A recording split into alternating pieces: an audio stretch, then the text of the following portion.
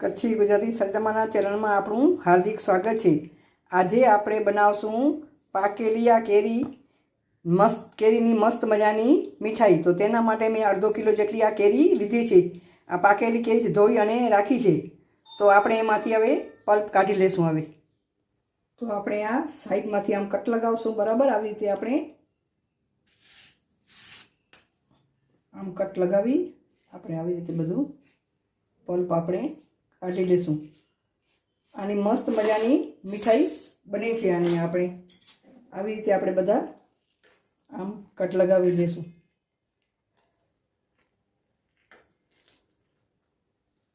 આમાંથી પલ્પ કાઢી લેતા અને નાના હતા ત્યારે આ છાલું અમે ચૂસતા હતા। ચૂસવાની ઓર મજા આવતી।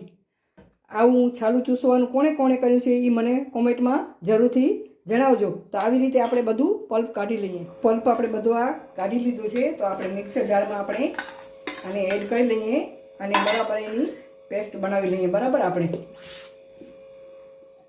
હવે આપણું આ પલ્પ બનીને તૈયાર થઈ ગયું છે। તો આપણે એને કાઢી લઈએ।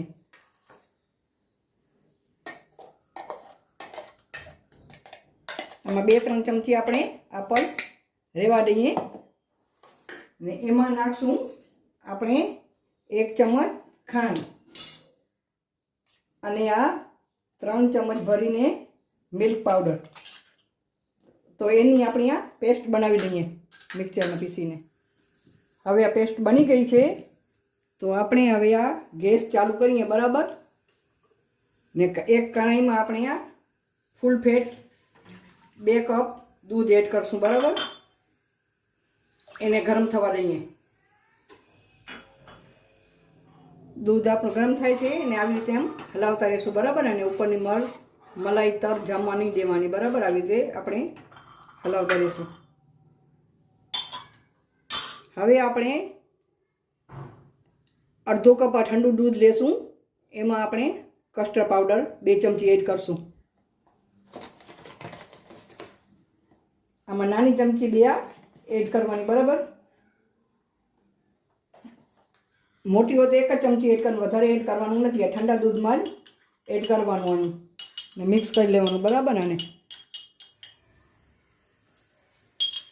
હવે કસ્ટર્ડ પાવડર મિક્સ કરી લીધું છે ને દૂધ પણ ગરમ થવા આવ્યું છે। તો આમાં આપણે એડ કરી દઈએ।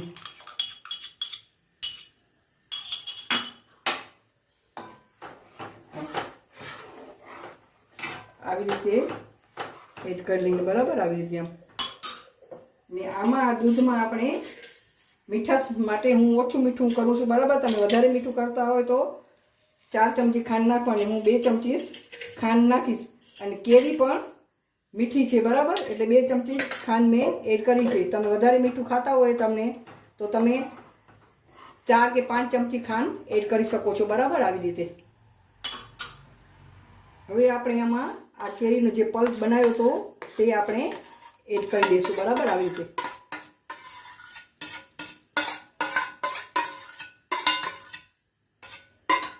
બરાબર એને આપણે આમ મિક્સ થવા દઈશું બરાબર। આમને આ નથી વધારે ઘટ થવા દેવાનું, નથી પતલું બનાવવાનું બરાબર। આવી રીતે આપણે મિક્સ કરી લઈશું। આની મસ્ત મજાની મીઠાઈ બનીને તૈયાર થશે।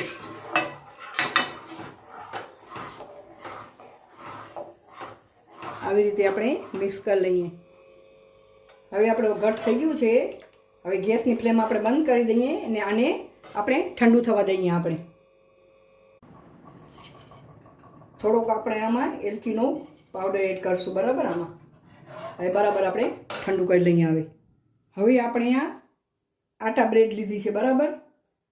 તો એના આપણે આવી રીતે મારી પાસે ગ્લાસ છે એનાથી આપણે આ આવી રીતે કટ લગાવી લઈશું। 2 થાય તો 2 કરવાની, 1 થાય તો આવી રીતે આપણે ગોળ ગોળ બધા કટ લગાવી લઈશું ને આનો ઉપયોગ આપણે બ્રેડ ક્રમ્સ માટે કરશું। અને નાખી નથી દેવાની બરાબર। આવી રીતે બધા આપણે ગોળ રાઉન્ડમાં આપણે બનાવી લઈએ બરાબર। આવી રીતે હવે આવી રીતે બ્રેડના આપણે ભાગ કરી લીધા છે। તો આપણે આના ઉપર આવી રીતે આમ દૂધ રેડશું બરાબર। આવી રીતે આમ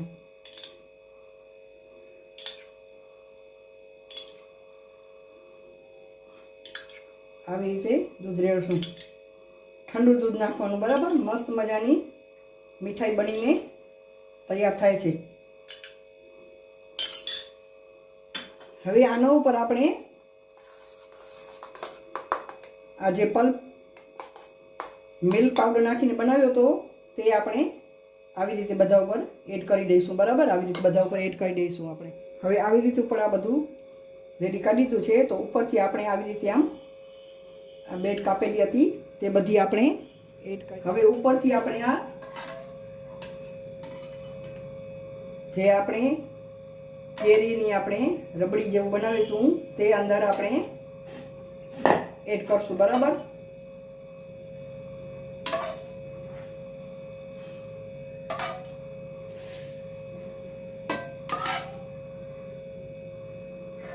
મસ્ત મજાની મીઠાઈ બનીને તૈયાર થાય છે.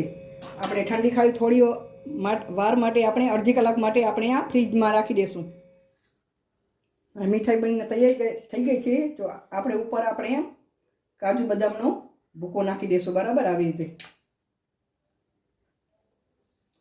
તમને મનગમતા ડ્રાયફ્રૂટ તમે અંદર એડ કરી શકો છો, બરાબર. તમે આવી રીતે આપણે જોતા જ ખાવાનું મન થઈ જાય એવી મસ્ત મજાની આ મીઠાઈ બનીને તૈયાર થઈ ગઈ છે.